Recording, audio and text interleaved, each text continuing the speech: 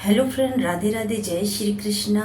आप सभी लोगों का मेरे कान्हा शॉर्ट्स में बहुत बहुत स्वागत है। अब मैं आप लोगों को श्रीमद् भागवत महापुराण की कथा सुना रही हूँ। मैंने शुरू से स्टार्ट किया है, बिल्कुल शुरू से स्टार्ट किया है। तो उसमें 6वां अध्याय होके वहाँ का समाप्त हो गया है। अब फिर से प्रथम स्कंध जो है वो शुरू हो रहा है। श्रीमद् भागवत महापुराण प्रथम स्कंध अथ प्रथमो अध्याय। श्री सूत जी से सौनकादि ऋषियों का प्रश्न, मंगलाचरण। आज यहाँ से हम स्टार्ट कर रहे हैं, तो आप सभी लोग ज़रूर सुनिएगा, मेरा ये वीडियो ज़रूर देखिएगा। अगर आपको पसंद आए तो मेरे चैनल को लाइक और सब्सक्राइब करिएगा प्लीज़। तो अगर कोई गलती होगी तो प्लीज़ मुझे क्षमा करिएगा, मैं भी आप ही लोगों के जैसी हूँ, प्लीज।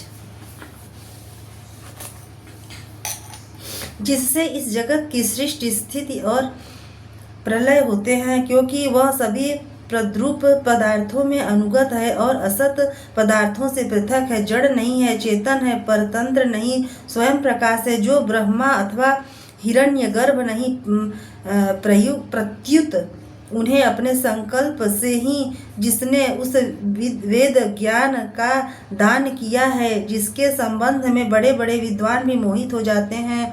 जैसे तेजोमय सूर्य रश्मियों में जल का, जल में स्थल का और स्थल में जल का भ्रम होता है, वैसे ही जिसमें यह त्रिगुणमयी जागृत, स्वप्न, सुषुप्ति रूपा सृष्टि मिथ्या होने पर भी अधिष्ठान सत्ता से सत्यवत प्रतीत हो रही है, उस अपनी स्वयं प्रकाश ज्योति से सर्वदा और सर्वथा माया और माया कार्य से पूर्णतः मुक्त रहने वाले परम सत्य रूप परमात्मा का हम ध्यान करते हैं। महामुनि व्यास देव के द्वारा निर्मित इस श्रीमद् भागवत महापुराण में मोक्ष पर्यंत फल की कामना से रहित परम धर्म का निरूपण हुआ है। इसमें शुद्धांतःकरण सत्पुरुषों के जानने योग्य उस वास्तविक वस्तु परमात्मा का निरूपण हुआ है, जो तीनों तापों का जड़ से नाश करने वाली और परम कल्याण देने वाली है। अब और किसी साधन या शास्त्र से क्या प्रयोजन? जिस समय भी सुकृति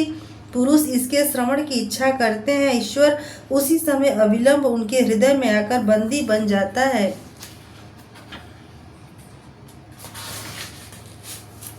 रस के मर्मज्ञ भक्त जन यह श्रीमद् भागवत वेद रूप कल्प वृक्ष का पका हुआ फल है। श्री सुखदेव रूप तोते के मुख का संबंध हो जाने से यह परमानंदमयी सुधा से परिपूर्ण हो गया है।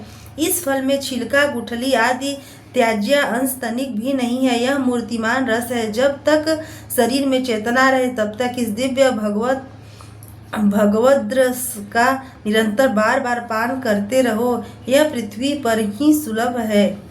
कथा प्रारंभ।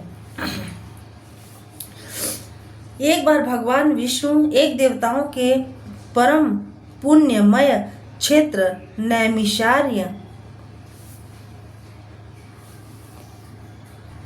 में सौनकादि ऋषियों ने भगवत प्राप्ति की इच्छा से सहस्र वर्षों में पूरे होने वाले एक महान यज्ञ का अनुष्ठान किया। एक दिन उन लोगों ने प्रातःकाल अग्निहोत्र आदि नित्य कर्मों से निवृत्त होकर सूत जी का पूजन किया और उन्हें ऊंचे आसन पर बैठाकर बड़े आदर से यह प्रश्न किया। ऋषियों ने कहा, सूत जी, आप निष्पाप हैं। आपने समस्त इतिहास, पुराण और धर्म शास्त्रों का विधि पूर्वक अध्ययन किया है तथा उनकी भली भांति व्याख्या भी की है।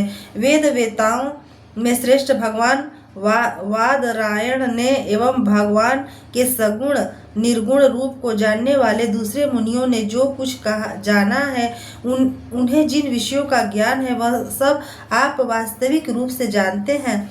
आपका हृदय बड़ा ही सरल और शुद्ध है, इसी से आप उनकी कृपा और अनुग्रह के पात्र हुए हैं। गुरुजन अपने प्रेमी शिष्य को गुप्त से गुप्त भी बता दिया करते हैं। आयुष्मान, आप कृपा करके यह बतलाइए कि उन सब शास्त्रों, पुराणों और गुरुजनों के उपदेशों में कलयुग जीवों के परम कल्याण का सहज साधन आपने क्या निश्चय किया है? आप संत समाज के भूषण हैं।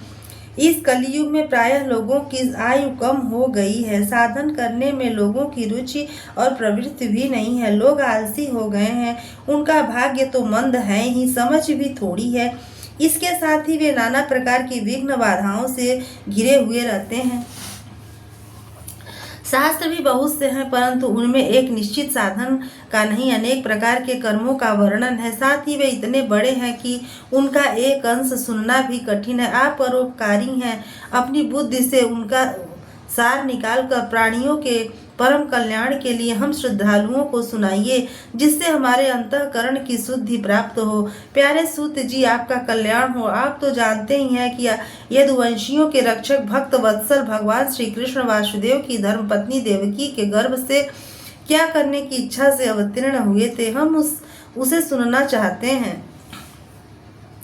आप कृपा करके हमारे लिए उसका वर्णन कीजिए, क्योंकि भगवान का अवतार जीवों के परम कल्याण और उनकी भगवत प्रेममयी समृद्धि के लिए ही होता है। यह जीव जन्म मृत्यु के घोर चक्र में पड़ा हुआ है। इस स्थिति में भी यदि वह कभी भगवान के मंगलमय नाम का उच्चारण कर ले तो उसी क्षण उससे मुक्त हो जाए, क्योंकि स्वयं भव ही भगवान से डरता रहता है। सूत जी परम विरक्त और परम शांत मुनिजन भगवान के श्री चरणों की शरण में ही रहते हैं, अतएव उनके स्पर्श मात्र से संसार के जीव तुरंत पवित्र हो जाते हैं।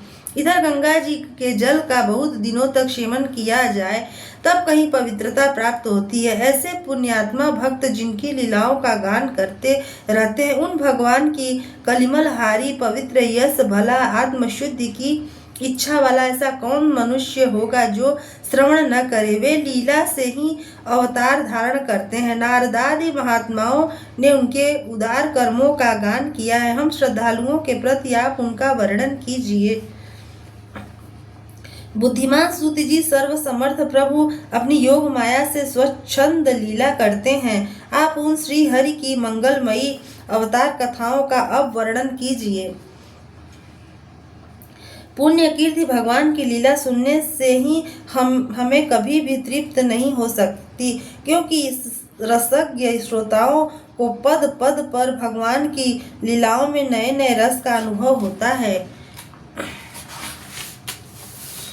भगवान श्री कृष्ण अपने को छिपाए हुए थे, लोगों के सामने की ऐसी चेष्टा करते थे मानो कोई मनुष्य हो, परंतु उन्होंने बलराम जी के साथ ऐसी लीलाएं भी की हैं, ऐसा पराक्रम भी प्रकट किया है जो मनुष्य नहीं कर सकते। कलयुग को आया जानकर इस वैष्णव क्षेत्र में हम दीर्घकालीन सत्र का संकल्प करके बैठे हैं। श्रीहरि की कथा सुनने के लिए हमें अवकाश प्राप्त है। यह कलयुग अंतःकरण की पवित्रता और शक्ति का नाश करने वाला है। इससे पार पाना कठिन है। जैसे समुद्र से पार जाने वालों को कर्णधार मिल जाए, उसी प्रकार इससे पार पाने की इच्छा रखने वाले हम लोगों से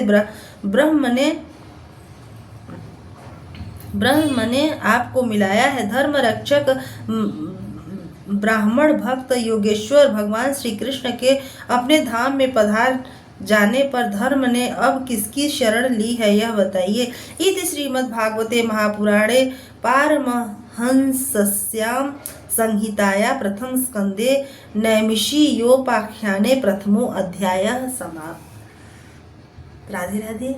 कल हम दूसरे अध्याय में मिलते हैं। भागवत कथा और भगवत शक्ति का महात्म्य होगा कल। तब तक के लिए राधे राधे। श्री कृष्ण गोविंद हरे मुरारे, हे नाथ नारायण वासुदेव।